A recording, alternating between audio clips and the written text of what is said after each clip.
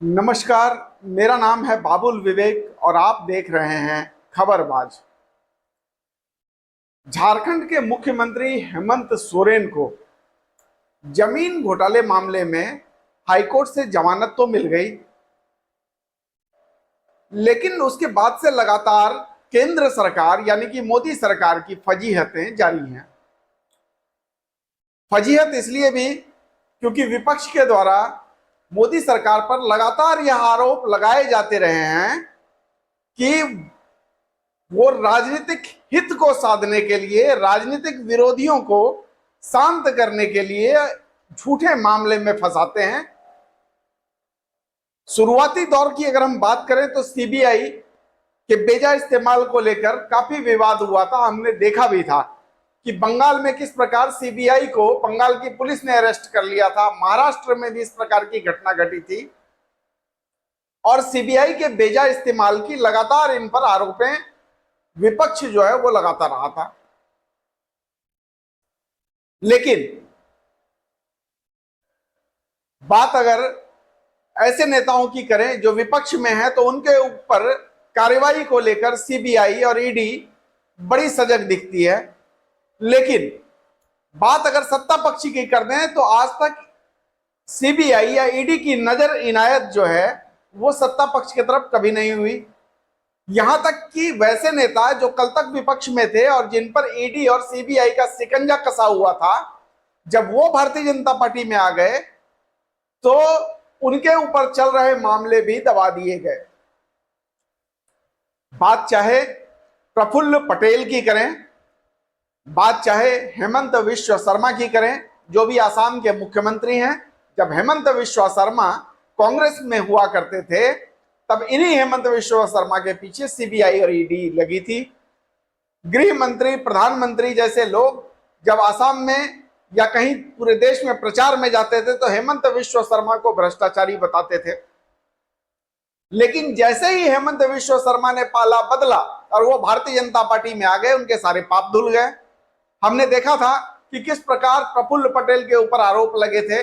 प्रफुल्ल पटेल के ऊपर सीबीआई और ईडी पड़ी थी, लेकिन उनके भाजपा से एनडीए में मिलते ही उनके ऊपर लगे मामले दब गए। हमने देखा कि किस प्रकार अजीत पवार के मामले में केंद्र सरकार का जो रवैया था वो जगजाहिर हो गया था कि किस प्रकार सीबीआई और ईडी का बेजा इस्तेमाल किया जाता है विपक्ष को दबाने के लिए। क्योंकि अजीत पवार जब तक एनसीपी में थे, यानी शरद पवार के भतीजे हैं वो, और शरद पवार के साथ थे, तब तक उनके पीछे ईडी और सीबीआई लगी हुई थी। और ईडी सीबीआई की दबिश से परेशान होकर वो जैसे ही भारतीय जनता पार्टी में आ गए कि उनके ऊपर चल रहे सारे मामले दबा दिए गए, दब गए, और वो मामले आज कहां हैं इनका कहीं पता नहीं चलता है। खास करके अगर हम बात करें हेमंत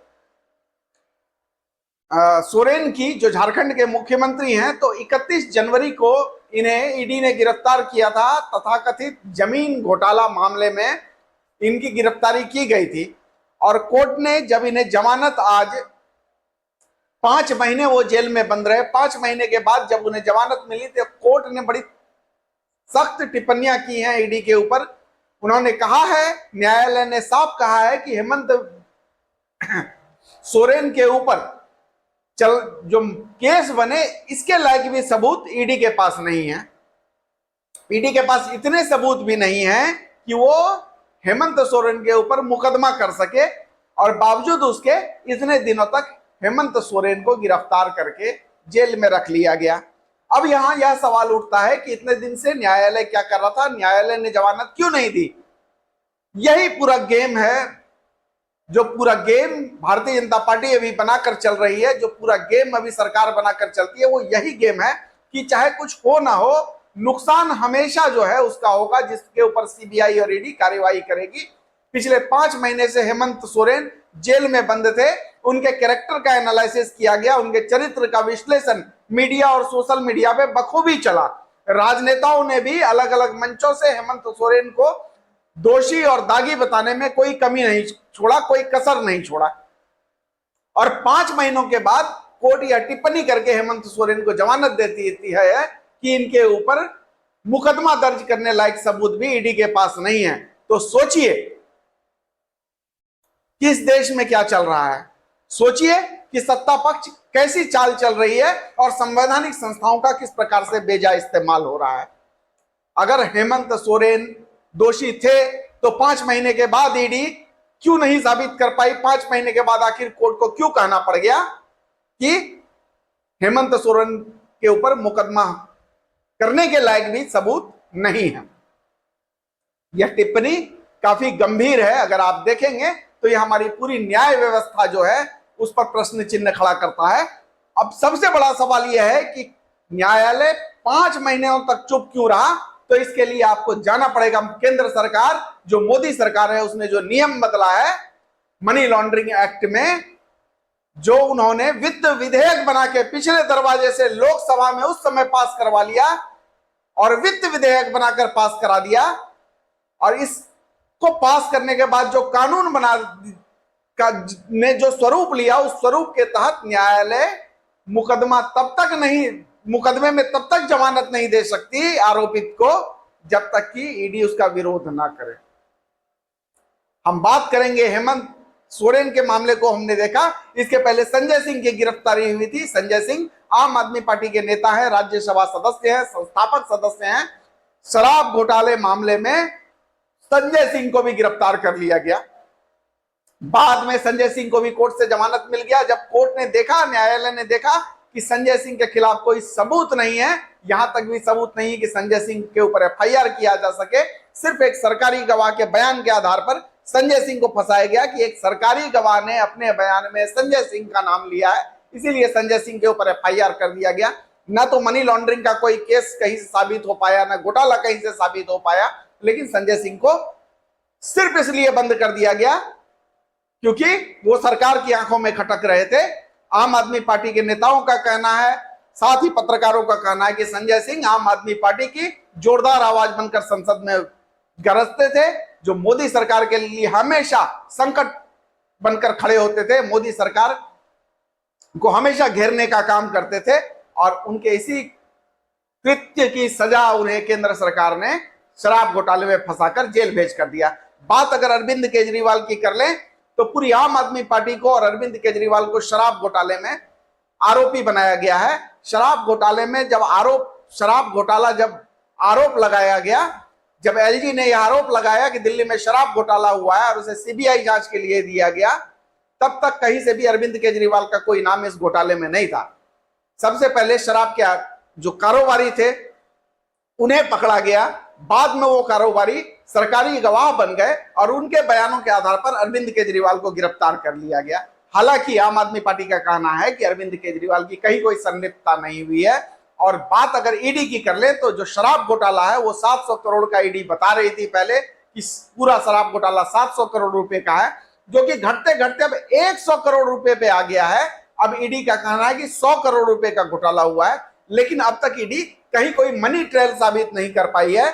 और इस प्रकार के आरोपियों को रोक के रखा जा सके, सिर्फ इसके लिए केंद्र सरकार ने नया कानून बना दिया, कानून को बदल दिया, मनी लॉन्ड्रिंग एक्ट को, और उसके प्रावधानों को इतना सख्त कर दिया कि किसी भी आरोपी को जमानत नहीं मिल पाए जब तक ईडी ना चाहे। अब ईडी जो केंद्र सरकार के अधीन काम करती है, वो जिसे चाहेगी जब चाहेगी उठाकर बंद कर देगी, बिना यह कारण बताए कि उसने क्या अपराध किया है। और ईडी अपने मन मर्जी से जिसके ऊपर चाहे, जो आरोप चाहे लगाकर उसे जेल में बंद कर सकती है। और कम से कम 5 महीने जब एक मुख्यमंत्री को फंसा कर रख सकती है, दिल्ली के मुख्यमंत्री को बेवजह फंसा कर रख सकती है, तो किसी आम आदमी को भी बड़े आराम से फंसा कर रख सकती है। यही देखने वाली बात है कि देश संवैधानिक व्यवस्थाओं से चलता है, देश संविधान से चलता है। हमारे देश का जो संविधान बनाया गया है उसे इतना अच्छा बनाया गया है और इतना सख्त बनाया गया है, उसमें कहीं से कोई ढिलाई नहीं दी गई है। वरना आप देखेंगे कि पाकिस्तान को जब आप देखेंगे तो बार बार वहां पर सत्ता पलट हो जाता है, लोग और तानाशाही, हिटलरशाही आ जाती है। लेकिन भारत और पाकिस्तान को आजादी एक ही समय मिली, लेकिन हमारे देश में लोकतंत्र हमेशा बहाल रहा, कभी भी यहाँ पर तानाशाही हावी नहीं हो सकी। जबकि पाकिस्तान में जब भी सत्ताधीश चाहते हैं, वहां के नेता चाहते हैं, वहां की सेना चाहती है, तब वहां तख्ता पलट करके वहां पर तानाशाही आ जाता है। तो हमारा संविधान, हमारा संवैधानिक ढांचा बहुत मजबूत है। लेकिन इस प्रकार का जब कृत्य कोई सरकार करती है कि उसका कानून बदल देती है और विरोधियों को फंसाने के लिए, विपक्षियों को फंसाने के लिए, राजनीतिक विरोधियों को फंसाने के लिए जब कानून को बदल दिया जाता है और राजनीतिक विरोधियों को टारगेट करके फंसाया जाता है, तो वो कानून किसी आम आदमी को भी फंसा सकता है, वो कानून किसी को भी फंसाने के काम आ सकता है। आज बेशक से भारतीय जनता पार्टी के समर्थक यह सोचकर खुश हो सकते हैं कि इसका लाभ भारतीय जनता पार्टी को मिल रहा है, जो भारतीय जनता पार्टी के विरोधी हैं उन्हें फंसाया जा रहा है। लेकिन कल के तारीख में जब सरकार अगर बदल जाती है, कोई दूसरी सरकार आती है, तो वो भी इसी लेवल से खेलेगी और यहां तक कि जो अधिकारी हैं और पदाधिकारी हैं वो भी इसी स्तर से खेलेंगे और आम लोगों को, राजनीतिक कार्यकर्ताओं को और जो अधिकारियों के मन लायक बात नहीं करेगा उन्हें फंसाने का काम इस कानून के सहायता से करेंगे। इसीलिए कानून अगर टूटता है तो वो किसी एक के लिए नहीं टूटता है, वो हर किसी के लिए टूट सकता है। तो कानून के टूटने पर कभी तालियां नहीं बजानी चाहिए, कानून के ढीला होने पर कभी तालियां नहीं बजानी चाहिए, कभी तालियां नहीं बजानी चाहिए अगर कानून का दुरुपयोग करके कोई अपना हित साध रहा है और निर्दोष को फंसा रहा है, तो निसंदेह हमेशा विरोध होना चाहिए। और यही कारण है कि केंद्र सरकार के इस कृत्य का विपक्ष तो विरोध करती ही है, लोग भी बड़े ध्यान से देख रहे हैं। आज हेमंत सोरेन को जमानत मिलने के बाद से केंद्र सरकार पर एक बड़ा प्रश्न चिन्ह है कि जो आरोप उस पर विपक्ष लगाता था वो आरोप कहीं ना कहीं सत्यापित होता है। चाहे संजय सिंह की घटना को हम देख लें, चाहे हम हेमंत सोरेन की घटना को देख लें, साथ ही ईडी के क्रियाकलापों को दिखाने के लिए हेमंत बिश्व शर्मा को भी हम देख सकते हैं, हम देख सकते हैं अजीत पवार को, हम देख सकते हैं छगन भुजबल को। ऐसे नेताओं की लिस्ट बड़ी लंबी है जिन पर ईडी और सीबीआई पहले कार्रवाई कर रही थी, लेकिन उनके एनडीए में सटते ही, उनके भाजपा में मिलते ही उनके सारे पाप धुल गए, उनके ऊपर लगे सारे आरोप कहां दब गए यह पता नहीं चला।